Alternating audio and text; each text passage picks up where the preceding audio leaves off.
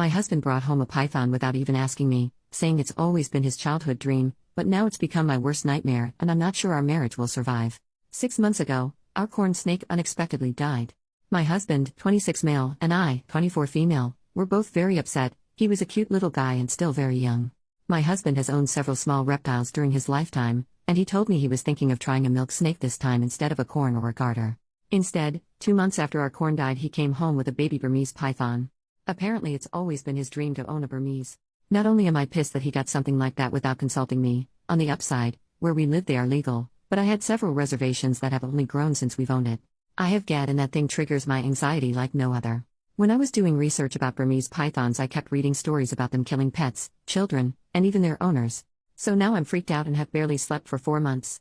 This is made worse by the fact that my husband has no experience with large snakes, and the larger the python grows, the more it shows, and also by us having a cat. The other snakes we've had, our corn snake, and my husband's old garter snake, pose no threat, but now I constantly worry that the python is going to get out and eat her. I've taken to locking the cat in our bedroom at night, which interferes with our sleep since she meows and scratches at the door, and I constantly worry about her when she's home alone. I'll reiterate, this thing is freaking huge. He is already 6 feet long. I'm home more than my husband, so I have to feed it and change its substrates often. I hate doing both so much, especially now that he's graduated to eating rabbits and pigs. I honestly think that since my husband bought him without consulting me, that caring for it should be his sole job, but I'm not going to let it go hungry or live in its own waste out of pride. I honestly don't think we'll be able to give this snake the best quality of life, which I think is essential for all pets. He's getting too big for the tank he's in, which is his third since we've gotten him, and I don't think we have the room in our house for the enclosure my husband wants to build him. His food is very expensive and eating into our savings, but it's what he needs, so we can't downgrade. The python does not deserve to live in a tiny space and eat inadequate food because my husband wanted one as a kid. At the same time, it's a good possibility it could eat us out of house and home. I don't want kids while we own a python, and these things can live up to 20 years. I don't want to never have children, which I've dreamed of, because of a python. Because of all these reasons, but especially the ones about our cat and its quality of life, I think we should rehome the python, preferably to a wildlife sanctuary or something. I've gently brought all of this up to my husband. How much mental anguish it causes me, how worried I am for our cat, how the snake is unsustainable, and all he's done is tell me to get over it, accuse me of not caring about his happiness, and tell me I'm being prejudiced against animals that aren't cute and cuddly. None of this is true, not even the last accusation. I like his smaller snakes a lot. How can I communicate productively with my husband about this issue? He already loves this snake, and I think that's getting in the way of him seeing reason. Edit. For the snake people, I acknowledge now that our husbandry is probably wrong, proving my point even more. Also, I have been informed that the snake probably wasn't a baby if it's at this size now, so take that into an account. I am not the most knowledgeable about snakes. First update 1 week later. First of all, I have to say thank you for the outpouring of support I got, especially from the reptile enthusiasts who happen to be browsing this sub. You guys are awesome. Now, I just want to say at the beginning, so what everyone wants to hear is heard. The snake is gone and my cat is all right. Here's how it happened. Thursday night, while I was replying to people in my post, several people suggesting talking to my husband's friend, who owns Burmese pythons, is an experienced reptile keeper, and could be a huge help. I was too blinded by the situation or my own anxiety to even think of that. I messaged him on Facebook Thursday night and told him the situation. He was shocked at just how bad things were, but apparently he tried to warn my husband that owning small snakes and then jumping to a Burm is like thinking owning house cats makes you qualified to own a tiger, but my husband didn't listen. He's been busy going to reptile shows. Dude breeds venomous cobras. He's kind of a badass, so he only saw the snake in person once when we just got it and was immediately disturbed when I told him about the overfeeding, my husband's desire to start it on live food, and the fact that it free roams and is handed alone. He told me he'd come over the next day, Friday, and give my husband a real talking to, as well as do anything he could to help us rehome it. I decided I couldn't live another day in the house like that, and neither could my cat, so Friday morning I moved out to my mother's while my husband was at work. It was a bit sneaky, but I knew that if I tried to leave while he was home he'd try to convince me to stay. I called him on his lunch break though and told him I'd left until the snake was gone. He was very upset, but started accusing me of being so petty as to let a snake wreck our marriage. I had nothing productive to say to that, so I told him I'd talk to him later. Well, my husband's friend was so angry at what he saw of the snake that when he got to the house when my husband was home from work, he gave him the tongue lashing of his life, and told him in plain terms that now that he saw how woefully inadequate we were as big snake keepers, there was no way he was going to let the snake stay at our house. Being yelled at really affected him. When my husband drove over to my mother's to talk to me, he looked like a kicked puppy. He broke down and told me that he loved me, that he was sorry for the hell he put me through, and that it had taken having reason yelled to him by an expert for him to really see what was going on, and that he understood now that the snake could no longer live with us. I know that at that point that the sorrow he felt was due to having his snake taken away, not of real understanding, not yet. So don't worry, he's not completely off the hook. It was cathartic to hear though. His friend contacted a herpetology society he works with regularly and then, a member of that society whose specialty is rehabilitating snakes that irresponsible pet owners get and then mistreat on his ranch. So Snake went yesterday to this guy's ranch, where he'll be fed the right food and go on a diet apparently, and live in a space big enough for him. My husband and I have talked a lot about this and he acknowledged that his fervent desire to fulfill his childhood dream made him careless and selfish, that he wasn't trying to be malicious towards me, but he just wanted the snake so badly he'd do and say anything to keep it. It still seems like, though, that he hasn't learned, which I'm not expecting this early but is still a mite disappointing. He talked yesterday about getting a ball python and I put my foot down. I don't think we should get another snake for a long time. On Sunday I sat him down and asked him to tell me the truth of how he got the python, because walking into a pet shop for a milk snake, and just finding a Burmese was sounding more and more implausible the more I thought about it. He admitted that he arranged to get one with a breeder online while he was telling me he wanted a little snake, meaning he was actively lying to me. This breeder is also a state away, meaning my husband participated in something illegal when he met up with him to get it, since transporting Burmese pythons across state lines is against the Lacey Act. I'm very angry about this. I'm upset about his lies, and I'm upset that he blew me off for months. He admitted he lied just because he knew I'd say no, which shows such an immaturity that almost disgusts me. I'm upset that he broke the law. I'm upset that he only listened to what I told him when it came from someone else. Apparently he's been having a quarter-life crisis that he didn't tell me about, because he feels that he should have accomplished more with his life at 26, he never went to college. I feel sympathy for him with that. But that's no excuse to treat me badly. I moved back home with Kitty last night, but our marriage is in severe jeopardy right now due to the lying and the lack of respect my husband has shown me. But I made vows to stick with him and I don't take those lightly. We're going to be getting counseling, which I hope will make him really see what was wrong with what he did, rather than a knee-jerk response to being in trouble, so to speak, and will strengthen us. If not, well, I'll have to consider my options. Second update 1 month later. Hi, I'm back. The snake is still gone, but I guess I'm coming back out of desperation. People messaged me wanting to know how I was doing anyway. On the surface, therapy has been going well. My husband has been doing everything right. He's been contrite, open-minded, and treats me like a princess at all times.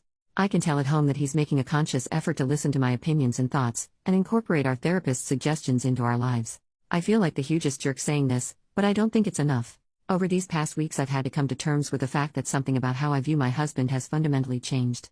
And finally, after extensive soul-searching a few days ago, I realized what it was. I have no respect for his intelligence anymore, after all this. That is very, very important to me. And now it's just gone and I don't know how it can come back without him getting a personality overhaul. It's killed my physical attraction to him. I normally have a high libido and prior to all this we made love 4 to 5 times a week. Now, since all this went down we've been intimate 3 times. To be fair, while the snake was here we were down to 2 to 3 times a week, but it was still more frequent than this. Despite all the changes he's making he's still himself and I don't think I can like who I know him to be now. He's still his goofy, absent-minded self who needs me to balance the checkbook and pack his lunch. I can't respect that anymore. I don't want to be his mom or a naggy sitcom wife. I used to love doing these things for him. Throughout our relationship I've taken care of him, patched him up, and helped him solve his problems. I always saw it as the ultimate expression of love. Now I'm just sick of it. He can tell something's still wrong. He's irritated about my lack of forgiveness and lack of an intimate drive lately when he's objectively doing all the right things. But his lack of understanding towards my apprehension makes my feelings even more pronounced. I realized the other day that I love him dearly as a friend. I've known him since I was 9 years old but no longer as a husband. That devastates me. I can't believe I'm thinking divorce after less than a year of marriage. I feel like such a failure. I haven't broached these feelings in therapy yet, because they crystallized only a few days ago. But I don't know how to start because I know saying them will mean my marriage will be over. I have talked to my mom and friends about this, and they all tell me to wait longer, to stick it out, because I made vows. But I feel like I found out something fundamental about my husband that I wish I never had, and that nothing can be the same now. Third update 9 years later, posted on October 14, 2024. My posts were reposted somewhere and one of my friends sent me them saying, "I think you wrote these posts." And reading them, yeah, I did. A lot of people seem to be wondering what happened to me, so I logged into this account for the first time in almost 10 years to give one final update about what happened. Basically, my ex-husband brought home a Burmese python after telling me he wanted a milk snake. I was really scared of it and anxious, and he was dismissive of my worries. I ended up getting the snake shipped off to a reptile ranch, but it absolutely shook my trust in my ex because he was lying to me. It also made me realize he relied on me to do everything for him like a second mother, and that I hated that. I really tried to work through the feelings I posted in the second update, but after 3 months, we separated. It's totally okay if you judge me for this because I judge myself. After being separated for half a year, we ended up making love. My grandma had just died. I was devastated, and he came to the funeral to support me, and because he'd known her forever and loved her too. We went home together after the family lunch and we ended up having comfort love making. Neither of us wanted kids at that point, but my IUD had slipped into my cervix at some point before this and I ended up getting pregnant. Both of us were unsure about introducing a kid into our relationship, but decided to get back together and make another effort. I had always wanted to be a mom, and didn't want to abort. We found out pretty early into the pregnancy that it was actually a molar pregnancy. Meaning that instead of a normal fetus, I was pregnant with a tumor. I had the mole removed, but I was one of those lucky people who develops cancer from their molar pregnancy. Luckily the cancer was caught when I was only at stage 2 and responded really well to chemotherapy. I've been cancer-free since 2016. However, my ex's behavior when I was extremely sick from chemo, we had stayed together after losing the pregnancy, caused me to put my foot down and want to divorce. He wouldn't, or couldn't, pick up the slack around the house, and I couldn't deal with it anymore. I felt like I couldn't depend on him for anything, not even when I had cancer. Literally a week after I was told I was cancer-free, I told him I was moving out and wanted a divorce. I lived with my mom for a year while our divorce was being finalized and a bit after it, and then decided to get a job in a new city because I needed a new beginning. I also decided to fulfill a dream of mine I'd been mulling over for a while and went back to college to get my BSN in 2017. I graduated in 2019 because I was in an accelerated program for people who already have another degree, and I now work as a neonatal nurse. The job can be really wearing and difficult, but it's so amazing watching tiny and sick babies grow and thrive and eventually leave. I feel like I've found my calling. I also met a guy in my class when I went back to school. We were just friends for 2 years, because I didn't feel ready to date, and then in 2019 we started dating. That guy is now my husband. We got married in 2022. My current husband is the most amazing man and partner I could have ever asked for. I can fully lean on him, and him on me. And I don't have to ask him to please pick his socks up off of the floor. He even does most of the cooking because I hate cooking. Due to my cancer treatment, I went into premature ovarian failure, so we are going to start IVF in the new year with eggs I had frozen before my chemo began. We also want to adopt and or foster at some point and have been looking into that as well. I know for sure my husband is going to be a wonderful support for me and an amazing father. At the time of my divorce I had no confidence my ex would be either of those things.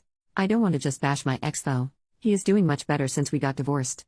A month after I left for good, he attempted to off himself and was put on a 72-hour hold at the hospital. He took their advice to follow up with a psychiatrist seriously, and was diagnosed with ADHD. It explains so much about how he was when we were together. A little later on, he was also diagnosed with autism. I don't speak to my ex because it's too painful for both of us, but my mom is still close to his mom and has given me some updates. He's taking medication that's really helped his ADHD, and was able to go to trade school. He has a much better job now and has been in a steady relationship. I wish him all of the best. I look back on my old posts and all I can do is shake my head. I was putting up with so much I would never put up with now. I was so grown up because I was 24 and married, but clearly I still had maturing to do. Part of me feels sad for my ex too, because he was struggling for so long and I was writing him off as unhelpful. However, even though he had a medical reason for being inconsiderate, I still had to do what's best for me, and I was at my breaking point. Considering his success, I think we're better off without each other. Oh, and I still talk to my ex's friend the cobra breeder from time to time. Bucatini the Burmese python is still doing great in his new home.